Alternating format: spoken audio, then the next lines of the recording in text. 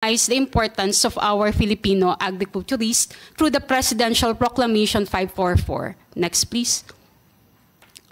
So who are the Filipino agriculturists? Sino-sino po ba ang mga Filipino agriculturists? Currently po, pag sinabing agriculture, hindi lamang po nasa farm yung ating mga agriculturists. Meron po silang mga fields of specialization on soil science, crop science, animal science, crop protection, agricultural economics and agribusiness, and also agricultural extension.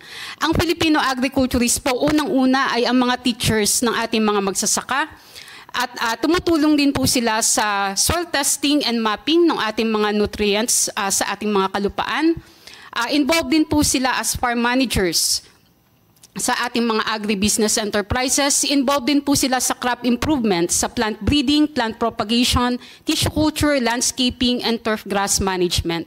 Involved din po sila, ang mga agriculturists sa animal disease management. Nung nagkaroon po ng African swine fever at avian flu, ang ating mga agriculturists sa isa sa mga frontliners together with the veterinarians po. And involved din po ang ating mga agriculturists sa insect, plant, disease, and weed management. At hindi lamang po sa rural areas matatagpuan ang mga practitioners na agriculture. Matatagpuan na rin po sila sa urban and peri-urban areas. Next, please.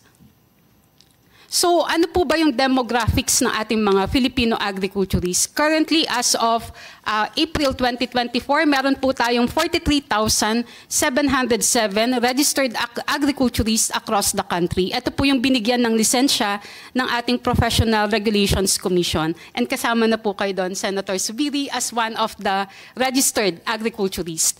So, pag tinignan po natin sa kanan, mas maraming babaeng Filipino agriculturists compared sa mga kalalakihan. And pag tinignan po natin in terms of age, between 21 to 40 years old, around more than 50% po ng registered agriculturists natin ay nasa youth sector. At ito rin po ang mga nangangailangan ng further scholarships, further trainings para po maturuan ng ating mga magsasaka. Next slide, please.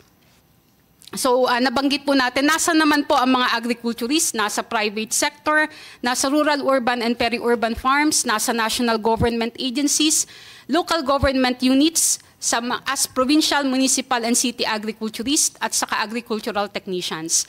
Involved din po ang mga agriculturists sa research and development, sa laboratory operation and management. Involved din po ang mga agriculturists as teachers ng mga agriculture students sa academe, state universities, and colleges.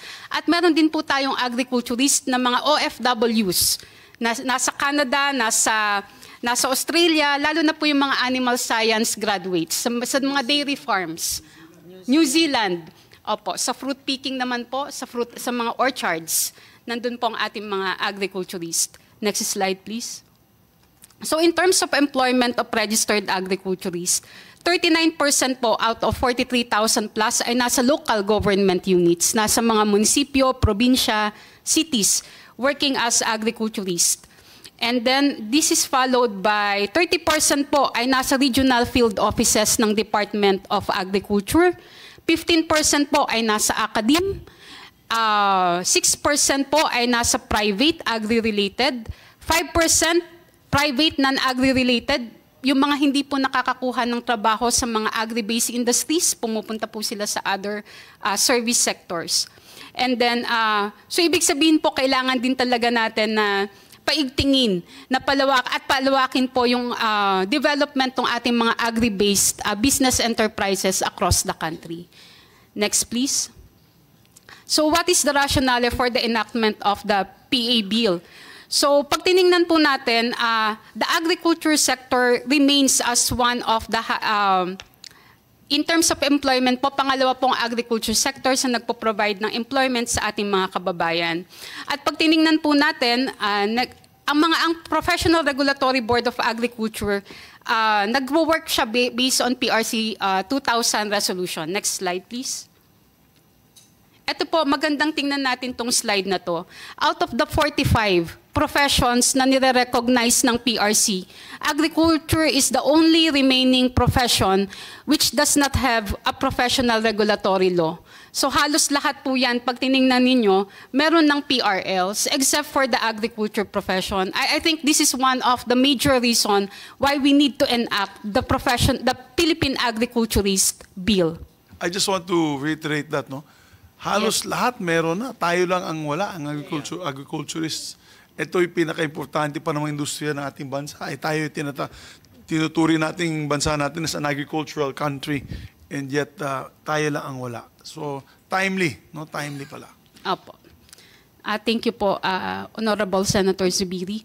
So, iyan po, pag tinignan po medyo nakakalungkot, but we were still hoping po na maipapasa ang ating Philippine Agriculturist Bill at mabigyan ng importansya ang guro ng ating mga magsasaka. Next, please.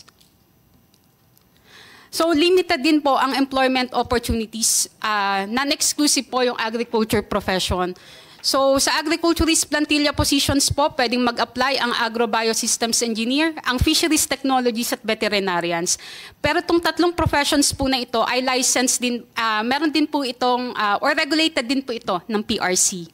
So, ang nais po sana ng mga agriculturist, kung agriculturist plantilla positions, may scope of practice, agriculturist din po ang maihire sa mga plantilla positions ng agriculturist from the national government down to the local government units.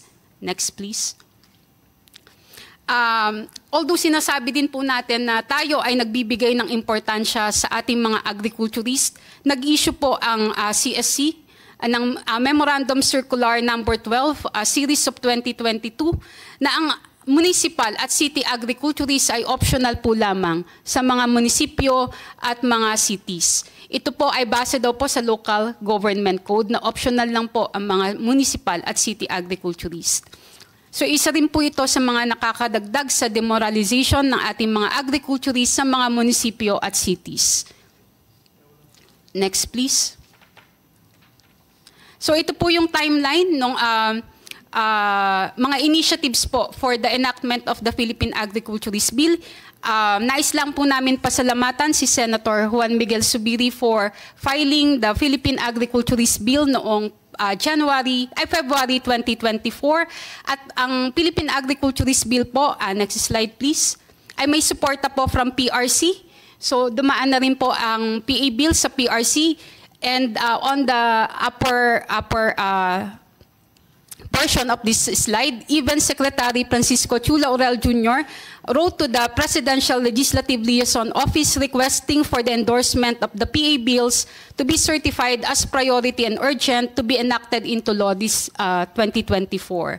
And this was also presented to the House, and currently po, it has already passed the House Committee on Civil Service and Professional Regulations and also the Committee on Appropriations po sa House. Next slide, please. So, I have mentioned a while ago that President Bongbong Marcos Jr. has already signed the Presidential Proclamation 544 in recognition to the importance of the registered agriculturist.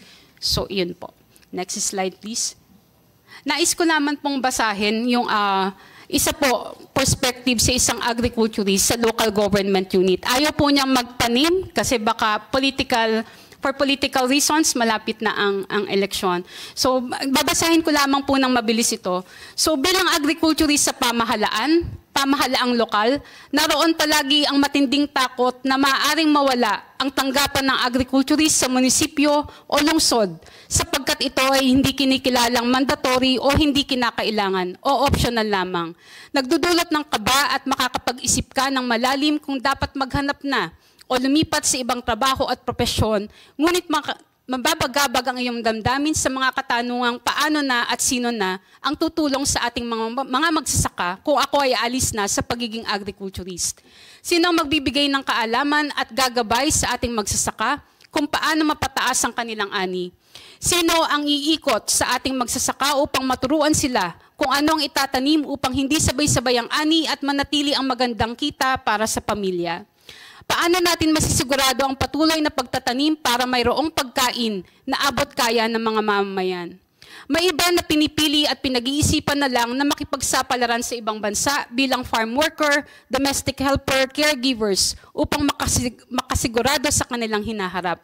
Ang ating mga espesyalista sa agrikultura, kagaya ng mga plant breeders, entomology, soil scientists, at iba pang agricultural scientists na sana ay malaki ang maitutulong sa pagdiskubre ng mga bagong teknolohiya para sa ikauunlad ng ating agrikultura sa bansa,